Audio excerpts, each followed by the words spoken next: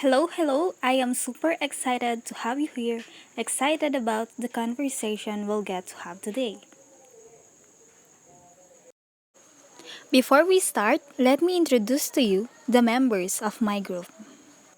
First is Cruz Zaryaya Yan City, Flores Michael, De La Cruz Erica, Lagman Mark Christopher, Miranda Jimir, Laksina Joanne,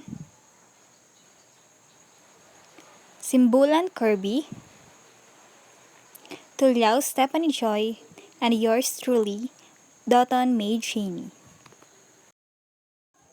So our first topic for today, what influences expectations and perceptions?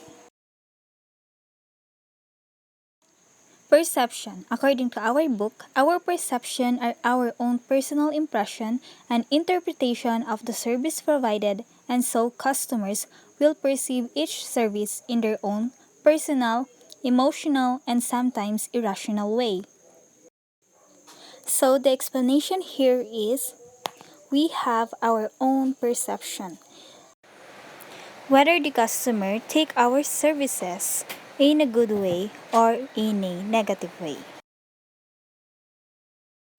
Under the perception, we have first selective filtering. We tend to only notice what is relevant to current needs and ignore other parts of experience. So dito po pumapasok yung customer's observation. For example, si customer 1 is all goods sa setup, environment, and sa services. Then si customer 2, every single details is napapansin niya kahit yung hindi na related sa field. So that means selective filtering, dapat mas priority natin yung kailangan lang ni customer. Number 2, selective distortion. We tend to modify and seek information that supports personal beliefs and prejudice. It is about respecting and embracing others' culture and belief. In future, we may encounter a tourist customer, so we must know or respect their personal beliefs. And as part of hospitality industry, our main goal here is to make them feel home far away from home. Number 3, selective retention. We tend to remember only those things that are relevant to our needs and beliefs. So in selective retentions, the customer's experience is more important while staying at our field. We want them to feel special so that they will come again and again. For example, the customers notice a clean and good environment. As well, the employees presenting a good and 100% work performance. So the customer may have a good experience or reason to come back. Expectation. Our expectation of service will lie somewhere on a range or continuum between ideal and intolerable. What is expectation? The expectation is what you think of yourself. As example, expectation versus reality. And this expectation makes customer feel worthy. Halimbawa, pupunta ka sa isang restaurant na hindi mo pa napupuntahan, tapos nag-expect ka na maganda yung ambience. Tapos, pagdating mo doon, yung restaurant na yun, di pala siya gano'ng kaganda. Yung nag-expect ka na yung ambience is pwede siyang pang IG story, pero yung expectation mo is nabubuo mo lang sa isip mo. Pero in reality, hindi siya gano'ng kaganda. Hindi gano'ng kaganda yung ambience. Ideal, the best possible. Halimbawa, ito naman yung ideal na gagawin mo yung lahat para perfect yung isang restaurant and mag-iisip ka ng kung ano pwedeng gawin para mas maraming ma-attract sa restaurant mo, na restaurant na tinayo mo. Ideal feasible. Customer believe should be provided. Maglalagay ka ng isang mahusay na kaalaman sa isang quality ng produkto. Halimbawa, kumbaga, yung good service, fast service, at para maging mas convenient para sa iba. Desirable. The standard that the customer wants to receive. Quick response. Provide their needs, convenience, quality, cheap but elegant. deserve. The level of performance, dito naman yung deserve na kumbaga gagawin mo yung best mo para makakuha ka ng incentives, di ba?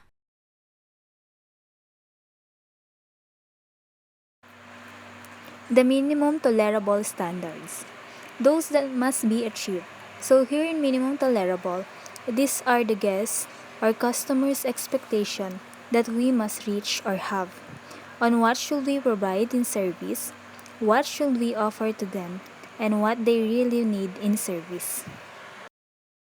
Intolerable, the standard the customer should not receive.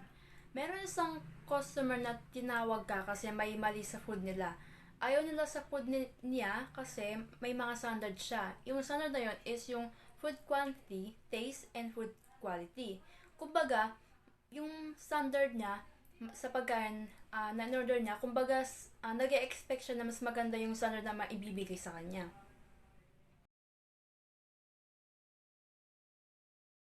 Fuzzy expectation. It exists when a customer expects a provider to solve a problem but do not have a clear understanding of what should be done. Ang fuzzy expectation po is pag malabo po yung hinihinging solusyon ni customer. For example, gusto daw po niyang magsaing nang hindi nasusunog ang kanin kahit di niya bantayan, pero ayaw niyang bumili ng rice cooker. What? Saka po yung, halimbawa, nagtatanong po yung customer, nakita mo ba yung anak ko, yung matangkad, pero hindi siya masyadong matangkad? What?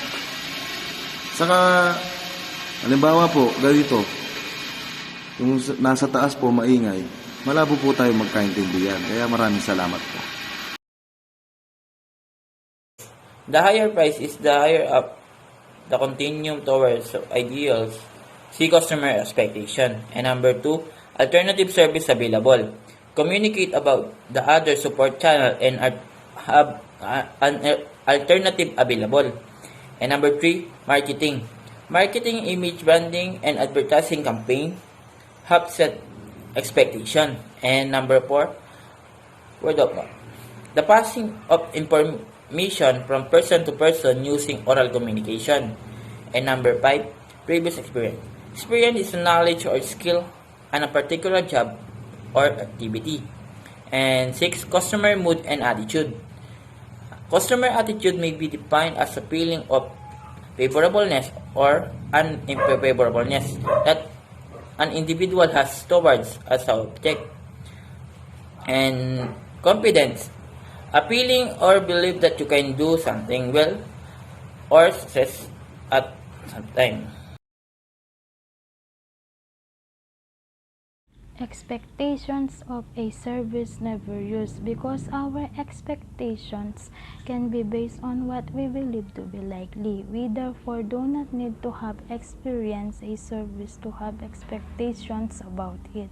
For example, understanding customer expectations is a prerequisite for delivering superior service. Customer compare perception with expectations when judging a firm's service. However, the nature of customer service expectations and how they are formed has remained ambiguous. Researchers have defined customers' service in a variety of ways, but with no conceptual framework to link different types of expectations or indicate their interactions in the influencing perceptions of service performance.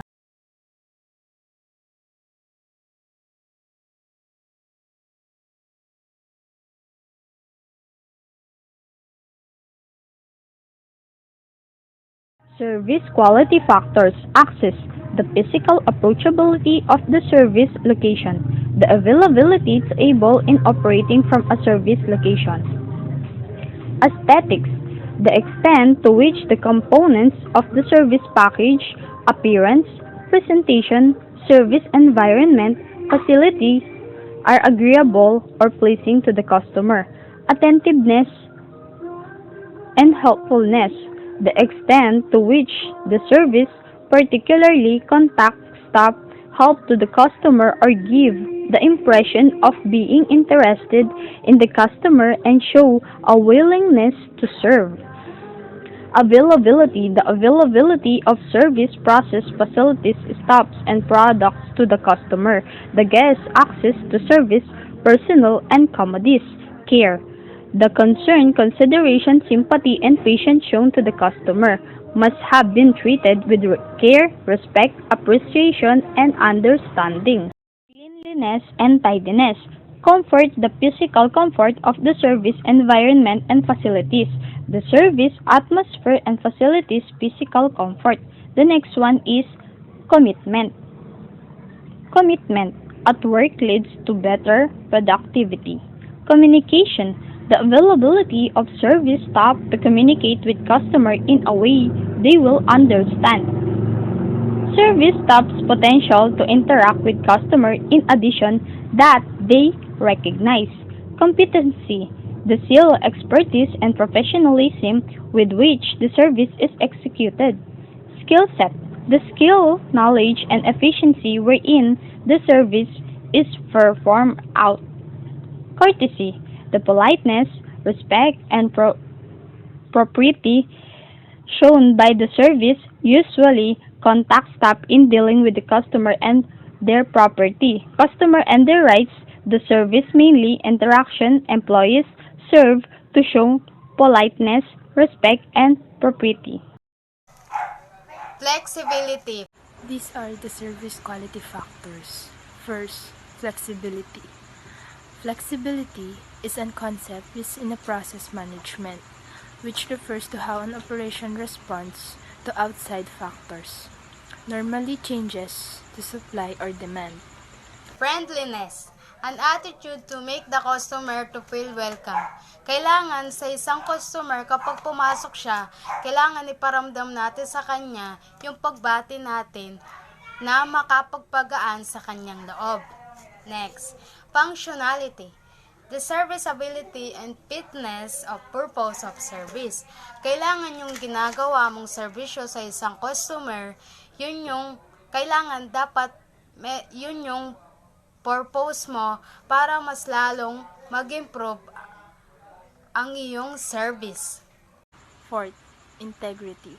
Integrity is the management establishes policy, provide perspective, sets expectation, and provides the source of the successful operation.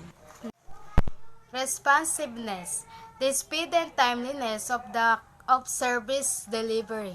Kailangan mabilis ka at alam mo yung oras kapag ikaw ay nagseservisyo. Next. 7. Security. Security is also known as a procedural security. Is a risk management process that encourages managers to view operations from the perspective of an adversary in order to protect sensitive information from falling into the wrong hands. 8. Inputs. Input is an operation management to minimize efficiency while producing goods and service that effectively fulfill customer needs. 9. The service process. The service process typically deals with the decision required by operation managers for simultaneous production and consumption of an intangible product. 10. The service experience. The service experience, this is the typically viewed from the customer perspective as a journey whereby a customer discovers, purchases, experience, and participates in a service. 11. Outcomes. Outcomes are specific measurable statement about improvements a unit would like to make to its program or services.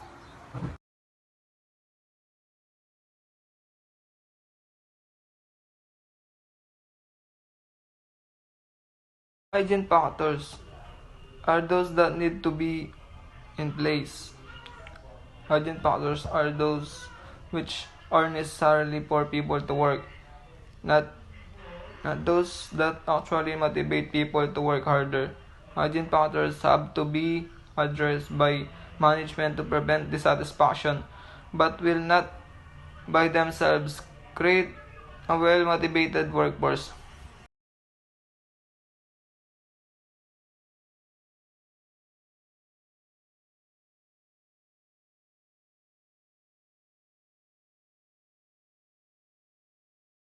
Ang critical factors daw pwede makasatisfy ng customer at hindi.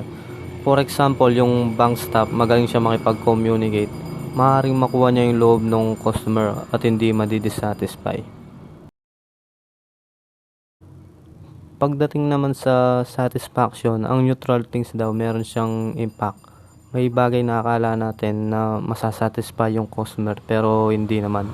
Example, yung banking hall, pwedeng yung customer hindi siya naiengganyo doon